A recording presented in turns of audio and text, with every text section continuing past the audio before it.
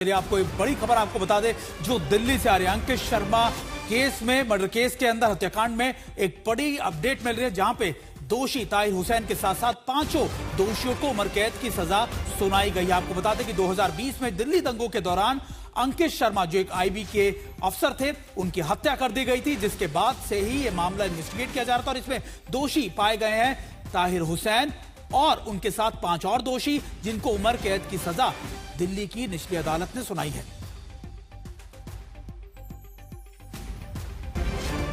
आपको बता दें कि 2020 में उनकी निर्मम हत्या कर दी गई थी। उनकी बॉडी कई दिनों के बाद मिली थी, जिसके बाद से ही लगातार इन्वेस्टिगेट किया गया और उसके बाद ताहिर हुसैन के साथ साथ कई और लोगों को भी इस मामले में गिरफ्तार किया गया था। मामले की जो कानूनी कार्रवाई चली और अब कोर्ट की तरफ से इसी महीने इनको दोषी पाया गया था और आज इनकी सजा का ऐलान भी किया। कोर्ट की तरफ से कहा गया कि ये पांचों लोग दोषी हैं और इनको उम्र कैद की सजा सुनाई गई। दिल्ली पुलिस की तरफ से लगातार उनके वकील की तरफ से इन्हें कैपिटल पनिशमेंट यानी मौत की सजा की बात कही गई थी, लेकिन अब कोर्ट ने इनकी सजा, इनको दोषी पाने के साथ साथ इनको उम्र कैद की सजा सुनाई है।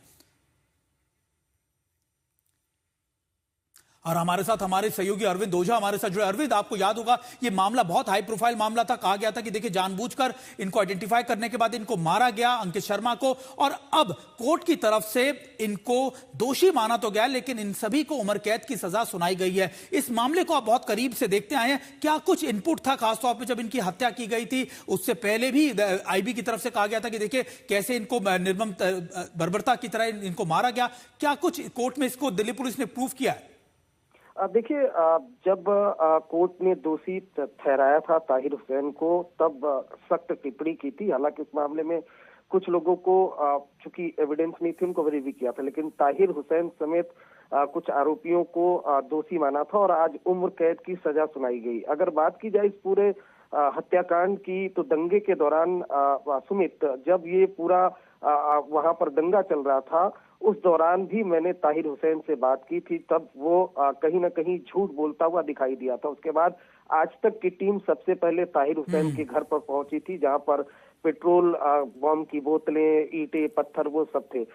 बड़ी बेरहमी से अंकित शर्मा की घेर करके, खींच करके हत्या की गई थी, किडनैपिंग की गई थी। और सबसे बड़ी बात आपको बताऊं, इस मामले में दिल्ली पुलिस के पास एक एविडेंस भी लगा था, जब अंकित शर्मा को घसीट कर कुछ आरोपी लेकर जा रहे थे। और इस मामले में अलग अलग धाराओं में दिल्ली पुलिस ने उस दौरान एफआईआर दर्ज की थी और उसके बाद पूरे मामले की जांच की, लंबी जांच की, और उसके बाद सबूत जुटाए। और उसमें जो सबसे बड़ा सबूत था वो वीडियो एविडेंस, जिसमें अंकित शर्मा को घसीट कर कुछ आरोपी लेकर जा रहे हैं। और जो पोस्टमार्टम रिपोर्ट आई थी सुमित, वो बेहद दिल दहला देने वाली थी।